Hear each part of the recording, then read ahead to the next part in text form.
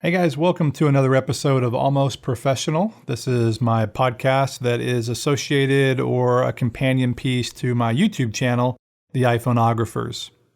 And if you follow that channel, you know that I am passionate about filmmaking, and in particular, indie filmmaking. I've personally made numerous feature films, web series, short films, and so I love to talk about the process and not only the technology, but the craft behind it.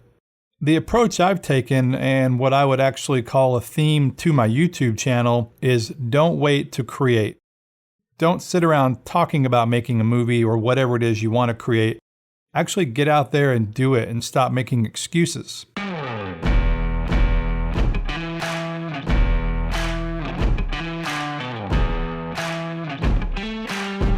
Some New Zealand filmmakers made a really good movie and they shot it on an iPhone. I connected with them via Twitter, asked if we could do some interviews with the cast and crew about what it was like making a feature film with a smartphone. If you're interested in making your own movie, your own indie film, I think you'll find a lot of value here, and not to mention a lot of inspiration. The writer-director's day job is a police officer. They shot this in 6 days for 12,000 New Zealand dollars. That's about 8,000 US dollars. They're in New Zealand, I'm in the US, and so this is not a traditional interview. I actually sent them questions and had them respond to me. And so what you'll hear is not a discussion necessarily, although you'll hear me prompt them with questions, but we weren't actually conversing. So in saying that, the first question I had was for writer-director Steph Harris, and I wanted to know a little bit about his filmmaking background. My first film was 2006. It was called The Waimate Conspiracy. It was based on a novel. I wrote a novel, and a lot of people encouraged me to make a film of that. So I devised a plan to make it, and we shot it over 7 days on a budget of $15,000 with an old digital broadcast TV camera. That film, The Waimate Conspiracy, went on to win 4 Best Film Awards around the world in Australia, Canada, and New Zealand. So that was the first film. And some years later, Blue Moon. I also asked him if there were other filmmakers or other movies that inspired him to make this movie. I was aware of other filmmakers who had made films with a similar aesthetic. Craig Zorbell made a terrific film called Compliance, which takes place over one evening in a fried chicken store. It was actually a true story, but by containing it in that one location, squeezing in the time that the story unfolded, put so much tension on screen. It was just a wonderful film. Another one was Kriv Stenders made a film called Boxing Day, and that was the story of a guy who was on home detention. So he had an electronic bracelet on his ankle, and he couldn't leave the house. So that was contained in a house. And the other one, of course, that was really an amazing film is Tape, by Richard Linklater, and that's just 3 characters in a motel room. So all of those films were an influence on me making Blue Moon. I had the opportunity to check out a screener of Blue Moon, and it is a really good movie. And just because it was shot on a smartphone, sometimes you'll give people a little bit of leeway, like, oh, it was shot for such a low budget, or it was shot like this. With this film, I didn't have to do that. He took a kind of a horror film convention, meaning a one-location movie, and turned it into a very suspenseful action thriller. So Blue Moon is a film about 2 guys in a hostage situation in an all-night gas station. I knew I was going to make a film in a single location in real time. And so what I mean by that is every minute of film time is a minute of story time. So basically the camera's rolling near enough continuously for 90 minutes and the audience is right in the middle of the action. And what this does is it creates Well, I hope it creates a real sense of tension, and the pacing is almost authentically as it would be in real life. That was my intention for the style of the film. Good acting is really key for any kind of story to be successful, any kind of movie, and that's no different here. And the speed of shooting on the iPhone really helped out their production. Performances, it was very important to have the performances live, and that is to have both actors feeding off each other, and this is what really builds performance. And so they were able to rehearse the scenes just like a play, and we could run the camera. Some of the takes were 8 to 10 minutes, but just by keeping out of the way of the actors, this allowed them to get into a zone where they could deliver some absolutely stunning performances. And that's a huge advantage that we wouldn't have with if we had a camera like a Red or something like that. In Blue Moon, we had access to the location for 6 nights. So we had 6 nights, 5 hours a night. So we had 30 hours to shoot the film in. And so there was a great need for speed. I don't think any other camera would have delivered the speed that we needed. When I heard they shot this movie in 6 days, I thought that was, pretty cool. I've done a movie in about 8 days. But then when I heard they shot in 30 hours, that actually blew me away. If you've ever been on a movie set, ever worked on a movie at all, the normal day is 12 hours. And oftentimes they'll go 14, 16, 18 hours. And so they shot essentially 3 days worth of time that a normal movie would shoot. And it turns out one of the lead actors in the film, Mark Hadlow, was the guy who suggested they shoot on an iPhone. First idea of doing it on a smartphone came from actually me, who made a joke to Steph about, well, offhandedly, why don't we just shoot this on an iPhone? Because we're not getting any traction from any other funding body, etc., etc. So let's just do it ourselves. Let's make it on a smartphone. Let's do an amazing job, and proof is in the pudding. And Steph Harris, the director, really liked that idea, especially when it came to the performances, working with the actors. On a conventional film, you tend to spend a lot of time working with the camera and the actors and their performance, and their part of telling the story is something that comes second. With the iPhone, we were able to turn that around. Basically, the actors rehearsed the story as like a play. They rehearsed a 10-minute scene, and they would be able to act out that 10-minute scene, and we would just keep out of their way and film. And they were scarcely aware that the iPhone was there. It's so small and unobtrusive, and this is what allowed them to pull out the truly extraordinary performances that they have delivered in this film. Jed Brophy co-stars with Mark Hadlow. Mark and I both knew before we went down to shoot this film that it was going to be shot on an iPhone, because it kind of came out of a conversation with Mark and with Steph about why don't we just shoot a film on an iPhone. We'd gone down 3 months earlier in December and we were going to shoot 2 scenes, and Mark and I learnt 4. We realised, having learnt those 4 scenes, that we could actually shoot quite quickly if we pre-learnt the scenes like a play. So Mark and I had done quite a lot of work on our own time to learn the whole script, like a theatre show basically. And then when we were down in Motueka shooting, we would get up and we would go through the scenes that we were going to do that night. Mark quite sensibly suggested that we break it down into 7 sections and learn those sections as a whole, so we could do quite long takes. And I think we ended up doing, our longest take was 11 minutes, so it really helped the production to be able to do that. Even though Mark suggested shooting on an iPhone, he had never done it himself. Shooting on the iPhone was actually a great experience. I'd never done it before, apart from doing audition tests, and I found the whole experience rather exhilarating. Camera was smaller. The invasion of outside influences on what we were doing as actors wasn't present. So I felt I could relate to Jed a lot more, and Olivia and Doug and all the other actors. Felt like we were doing a play, which was a great experience, to be honest. And Jed Brophy continues that thought. Mark and I certainly found that it was beneficial for us to be working with such a small crew.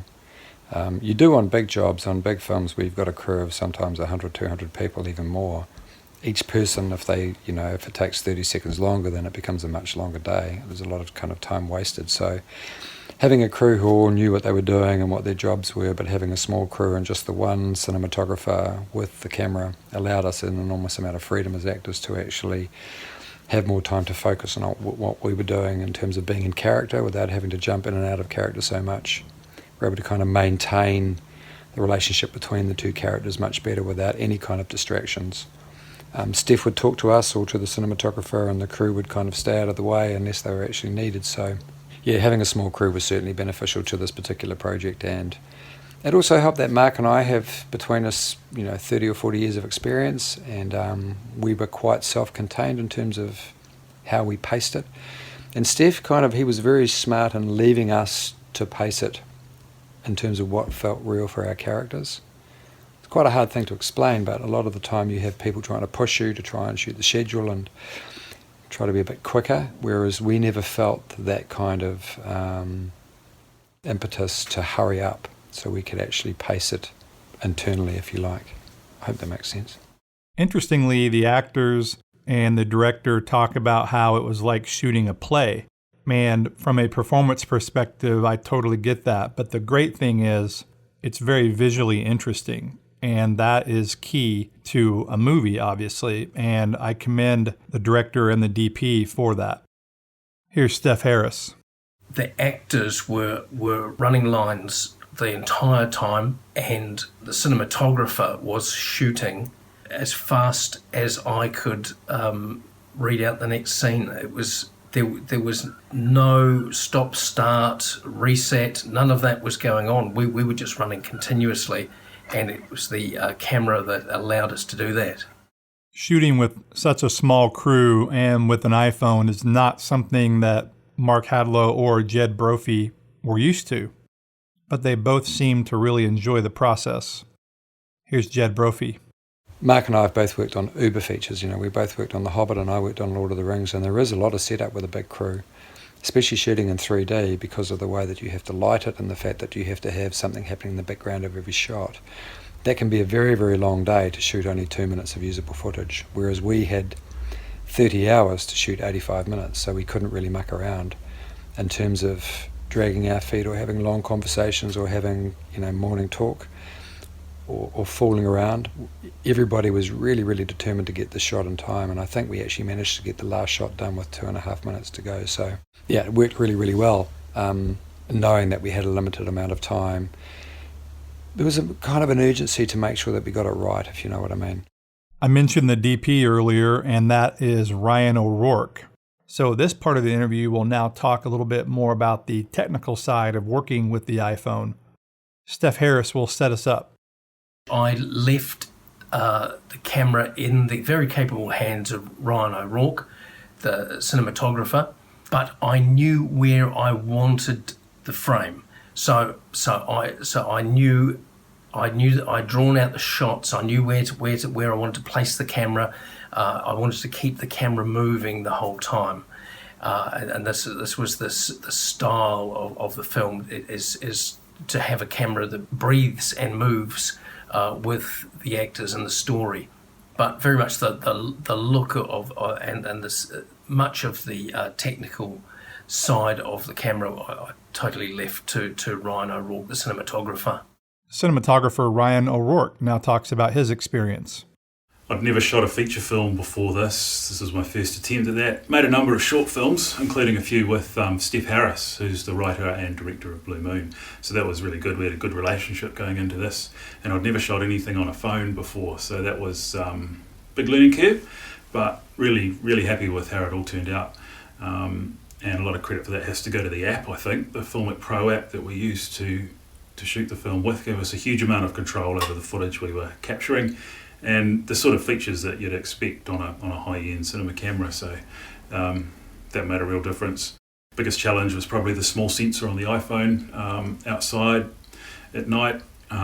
We did a lot of test shooting, and we were pretty happy that we'd be able to shoot inside the service station with light that was already there, the fluorescent lighting inside the service station. We didn't want to have to put extra light into the scene because that would have slowed us down too much, lighting each scene. But also we were really happy with the look from the service station lighting. It was that harsh lighting that you'd expect at a service station at 3 o'clock in the morning. And it really added to the ambience of the film. Outside, it was a bit of a different story. We did try to light quite a wide area, but again, we only had 6 nights to shoot this film, so we weren't able to relight for various shots. So did what we could, and then just lived with it basically. But still pretty impressed with what the iPhone managed to capture in the middle of a dark night in the South Island of New Zealand. This being a feature film and them using Filmic Pro, I assume they shot with 24p, that is the typical frame rate, but I wasn't sure, so I asked Ryan that. And then I also noticed some flicker when I saw the screener in some of the fluorescent lights, not all the time, but in some of the scenes. We shot at 24 frames per second, really keen to make it look as cinematic as we possibly could and not have it look like iPhone footage. So yeah, locked the shutter at 1/48th of a second for the whole shoot. Again, just a matter of trying to keep it as cinematic as we could and have the motion look as people would expect to see it. There was some flicker from the fluorescent lights in the service station. We replaced a number of them as we went, but in terms of trying to reduce that with the settings on the iPhone, we went with it as a stylistic choice basically, because again, that's what you'd expect to see in a service station. In the middle of a small town in the middle of the night is some dodgy fluorescent lights flickering away, and we were happy with how that looked in the footage that we captured, so we went with it. I also was interested in whether or not they shot with log.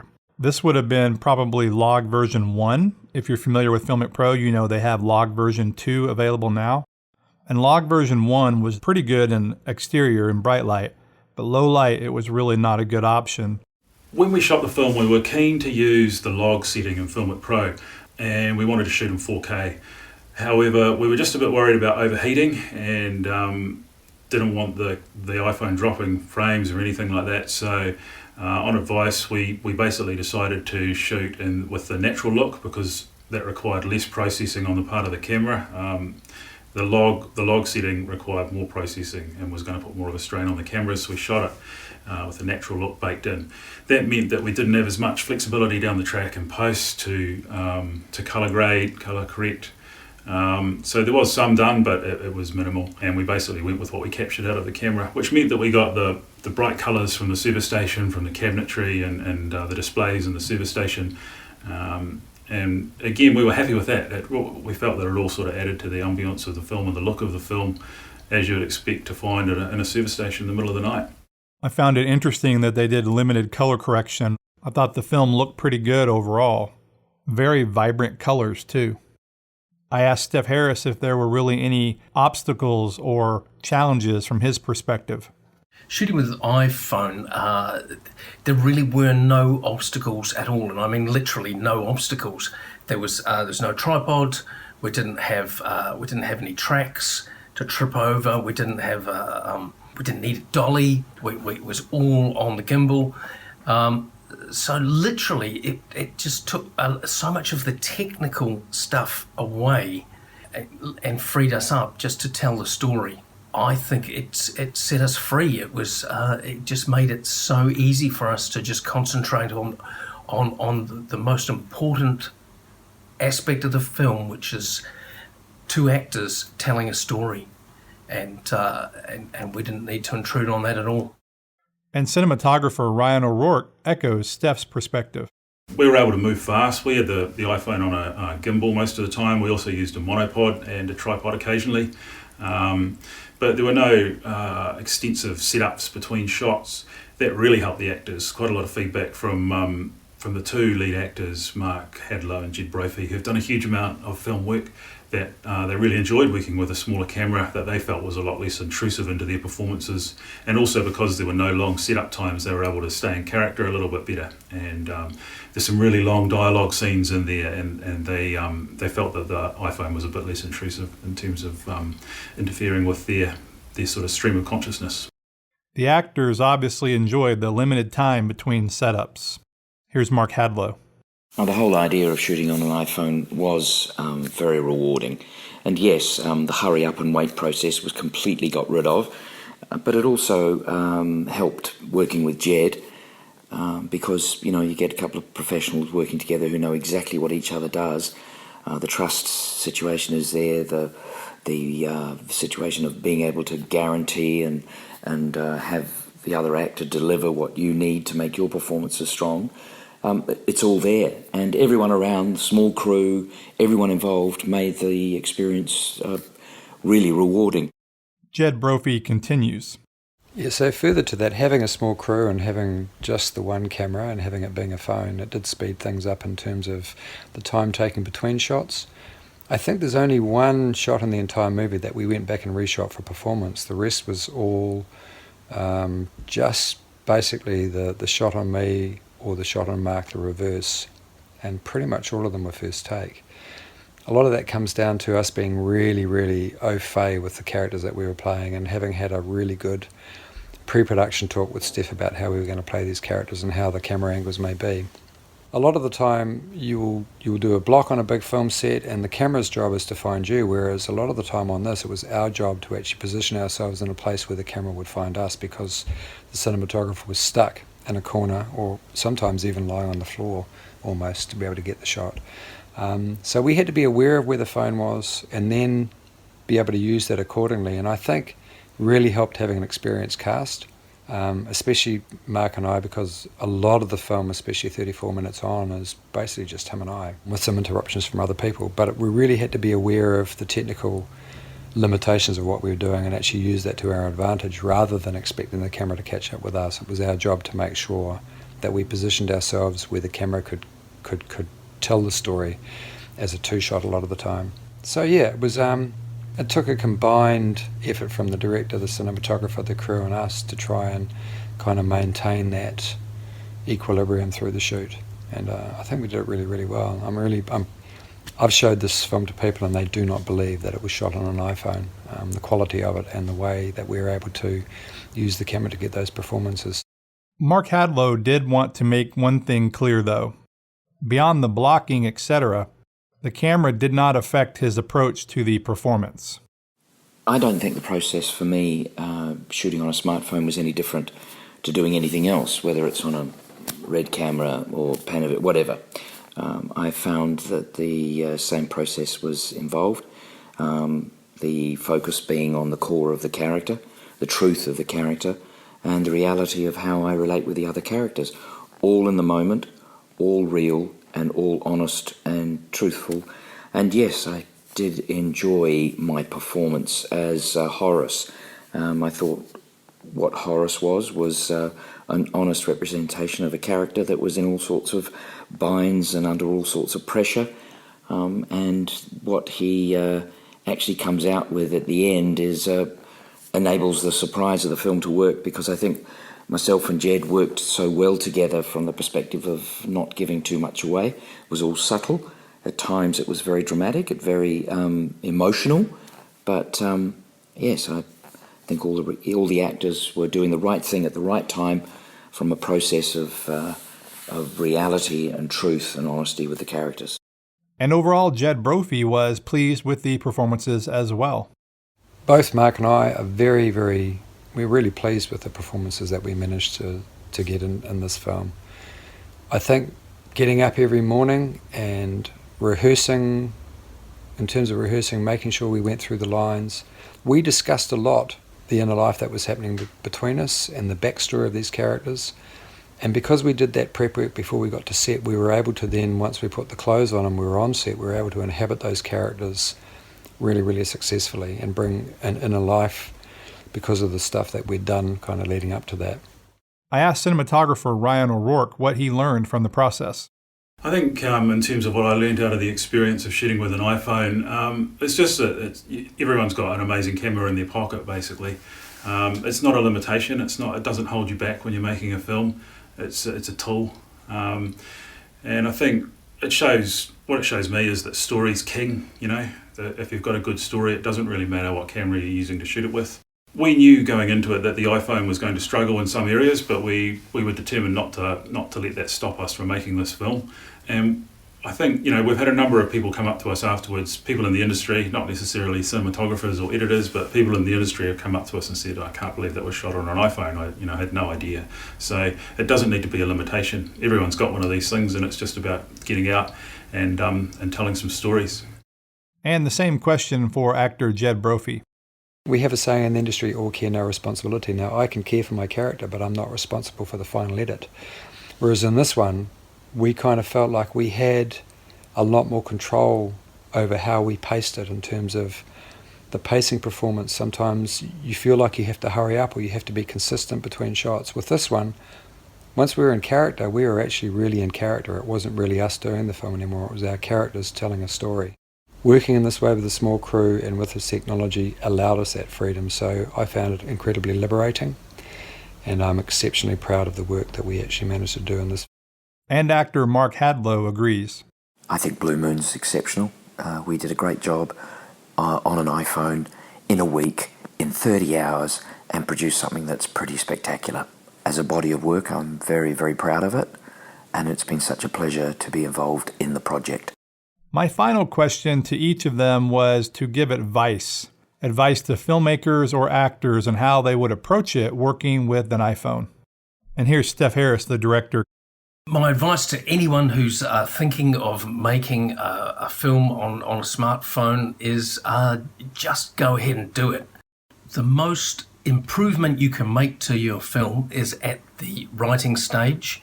The more time that you put into the story, creating the story at the outset, all of that will pay dividends later on. And the other thing is cast the very best actors you can find. What I did is I just aimed very high, and I asked two actors who I knew were excellent together, and I was lucky enough to get them. So those are the two things. Spend a lot of time thinking about the script and cast the very best actors you can find. I like how Steph gave more information about the filmmaking ideas, the process, the script, more than the actual camera you're using. I think that's good advice. And actor Mark Hadlow continues that thought. And my advice to younger people, or anybody trying to get into the business, just believe in what you're doing. Don't surround yourself with negative people. Just believe it, keep it real, keep it honest, and just keep it within the realms of what you can achieve. Don't aim it too high, because sometimes that creates all sorts of problems in all the other areas. You just got to have a good story, a good background, and some good actors. Just go out there and do it. It's worth a shot. Actor Jed Brophy offers some very good practical advice for shooting in this style. My advice to anyone shooting in this way is just make sure that you give your actors ample time to have prep on it, and do as much preloading, as I would call it, in terms of making sure that you know what your character's inner life is before you actually get to set. Because if you're shooting fast like this, you actually don't have time to stop and go, I'm really not sure what I'm doing. You have to kind of brace yourself, be in character once the camera's rolling, and that really helped us. I mean, like I say, our longest take was 11 minutes, and you normally wouldn't get to do that on a film. The technical aspects would fall apart, but because it was a two-hander and because we had created such strong backstories for these characters, if things didn't go well, if the lines didn't come, we were able to still stay in the moment to the point that you could actually use that shot. There's one shot in the film, there's one scene in the film that I'm not overly happy with. Everybody else thinks it's fine, but if we had our time again, I'd go and reshoot that. But to say there's only one scene in the film that I'm not happy with, that's quite remarkable. And Jed also has some technical advice for filmmakers. Yeah, my advice to anybody shooting on this technology is spend a lot of time researching your lighting. Shoot in all kinds of conditions before you come to shoot it. Don't try and find out on the day. Find your location and do as much prep work as you can before you get there, because you'll save yourself a lot of time and it'll be an awful lot easier when you actually get to shoot it. I think that's very good advice. I always suggest to do lots of test shooting. And in low-budget filmmaking, that's not always the case. You don't have the budget but you'll save yourself a lot of time and a lot of headache by doing as much pre-production as you can. My last question was for director Steph Harris. Would he shoot another project on a smartphone? Would I shoot another film on a smartphone? Yes, in a heartbeat I would.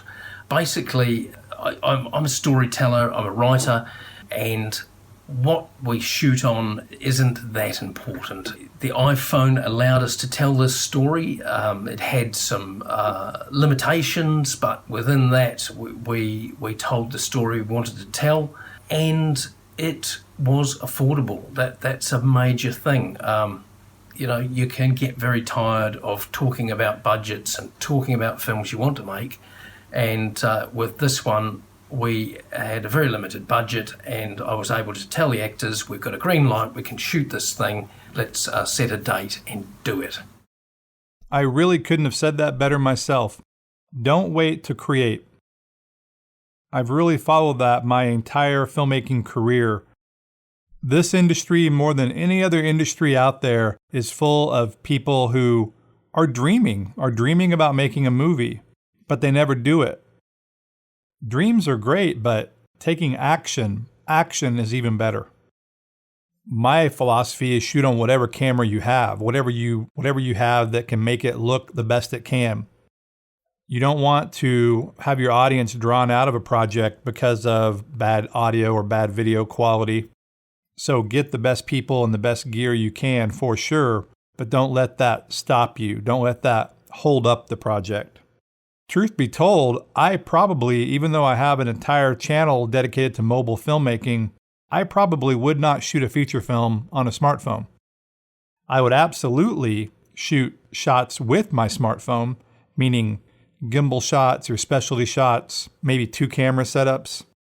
But shooting every shot on a smartphone is probably not something I would do at this point, mainly for technical reasons. The freedom part it gives you is the best part about shooting on a smartphone. But there's obviously limitations when it comes to low light, when it comes to shallow depth of field, technical stuff that can make a difference in your movie. But shooting a movie with a phone can absolutely be done, as Steven Soderbergh and Sean Baker and now Steph Harris have all shown. If you want to make a movie, there really is no excuse today. Get out there and just do it. To learn more about Blue Moon, check out their Facebook page. They don't have a website right now, but I did find they have a Facebook page, and I linked that in the show notes. I'm told the movie will be out probably later this year. They're trying to work on distribution right now. I really do recommend this movie. I really enjoyed it. It's a taut suspense thriller. Steph does a really good job, along with the actors, of course, of creating tension, and you don't know where the story's going, which, in my opinion, makes a good movie. And as a filmmaker, I usually ruin movies for myself because I'm picking them apart from a technical perspective, good and bad, like, oh, look at that lighting, or oh, look at those lens flares, or whatever. I didn't do that in this movie. Maybe for the first 10 or 15 minutes, I was trying to pay attention to the iPhone shots. But once the story really kicks in, you forget completely about what it's shot on. You're just following these characters and their story.